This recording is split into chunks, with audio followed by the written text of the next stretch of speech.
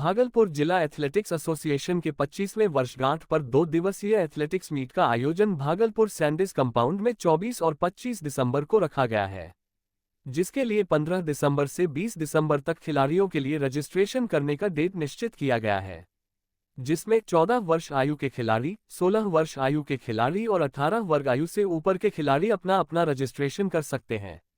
वहीं Bhagalpur athletics association के खिलाड़ियों ने अपने जिला के लिए 32 मेडल लाए हैं, उन्हें पुरस्कृत भी किया जाएगा।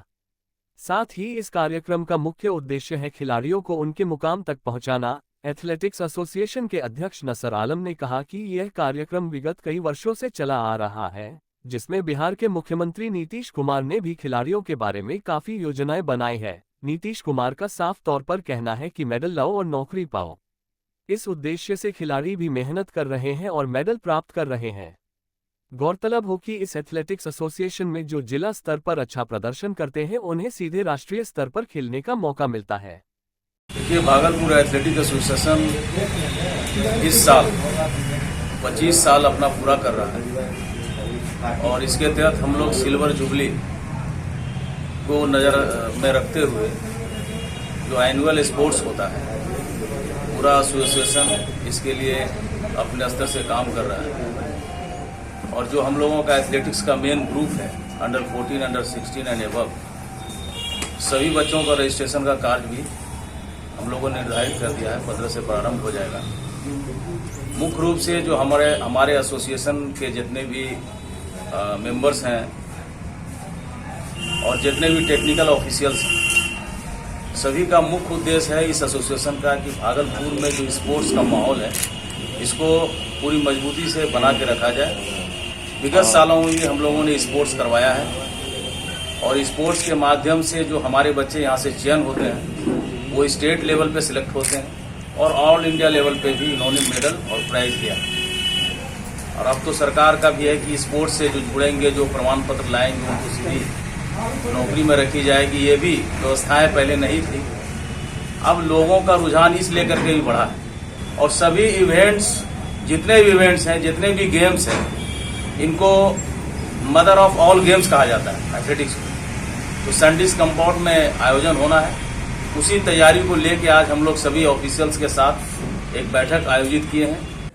ये 25वां वर्ष जिला का मीट होगा, एनुअल मीट होगा, जिसमें कि सैंडिस कंपाउंड और ये जिला कार्यालय दोनों जगह 15 तारीख से रजिस्ट्रेशन कराने का बच्चियों का समय निर्धारित किया गया है और 24 और 25 तारीख 2 दिन ये इवेंट चलेंगे, जिसमें कि सारे बच्चियां 14, 16 और एबव उम्र के इसमें शामिल होंगे।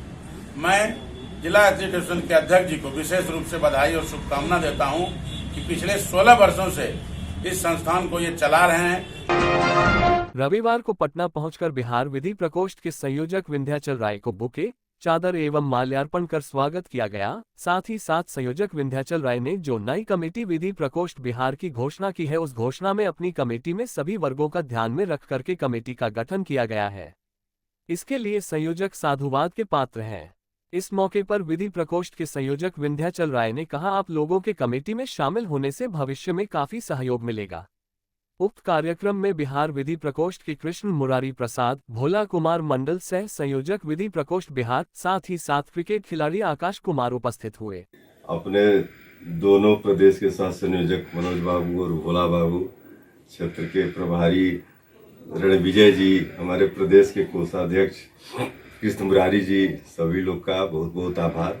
भोला जी के बनने से भागलपुर क्षेत्र में संगठन को नई मजबूती मिलेगी, ये मुझे पूरा विश्वास है कि आने वाले समय में संगठन को और मजबूती मिलेगा और उसको आने वाले समय में 2024 और 25 के चुनाव में पार्टी को विजयी बनाने में अधिवक्ता मंच पूरी जोर शोर से काम करेगी, ये मुझे पूरा विश्वास है। एक निजी नर्सिंग होम के बाहर मरीज के परिजनों द्वारा डॉक्टर पर सही इलाज न करने का आरोप लगाते हुए हंगामा किया गया, जहां परिजन बीच सड़क पर लेटकर रोते बिलखते भी नजर आए।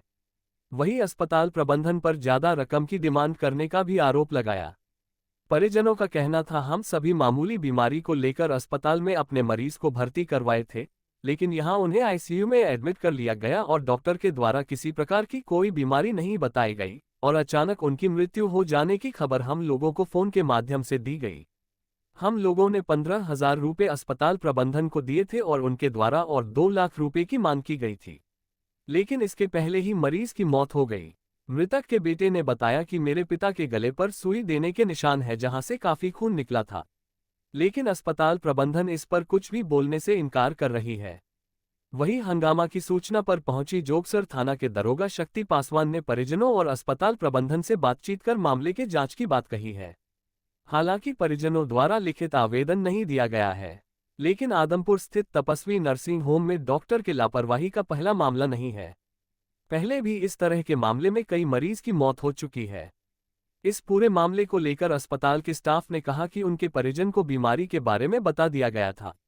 वहीं जब परिजनों ने चिकित्सक पर कई आरोप लगाए तभी सफाई देते हुए चिकित्सक के एक कर्मी ने साफ तौर पर कहा कि यह इल्जाम बिल्कुल गलत है, ऐसी कोई बात नहीं है। अब देखने वाली बात यह होगी कि पुलिस इस पर क्या संज्ञान लेती है, क्या दोषियों को सजा मिल पाती है या फिर इसी तरह गरीब और लाचार मरीज चिकित्सकों के चंगुल में फंसकर परेशान होते रहेंगे। कमर में दर्द, पैर में दर्द थी सर, कल रिपोर्ट तो की लिए सर, और कुछ नहीं थे। कब आए थे? आज ही सुबह आए थे। जो परिजन जो आरोप लगा रहे हैं सर, ऐसा कोई बात नहीं है। पेशेंट क्रिटिकल था, पेशेंट सीरियस था। इसको विनय सर, जो विनय कृष्ण सर हार्ट स्पेशलिस्ट हैं, जो कि रेफ़र किए थे यहाँ पर। पेशेंट को सर देखने के बाद सर स्पष्ट रूप से इसके फैमिली वाले को सारे बता दिए हैं।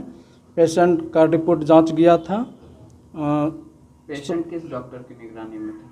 पेशेंट अभी जो निगरानी में आया था तो शशिकांत जोशी की निगरानी में अभी आए ही थे। 1 घंटा आधा घंटा हुआ था पेशेंट का। यह गलत है सर, बीमारी यह गलत है। रिपोर्ट बता रहा है कमर दर्द का, रिपोर्ट नहीं बता रहा। इसका रिपोर्ट देखिए ना सर, विनय कृष्ण सर का रिपोर्ट देखिए, इसमें सारा लिखा हुआ है। डिमांड किया गया है। नहीं सर, यह गलत है सर।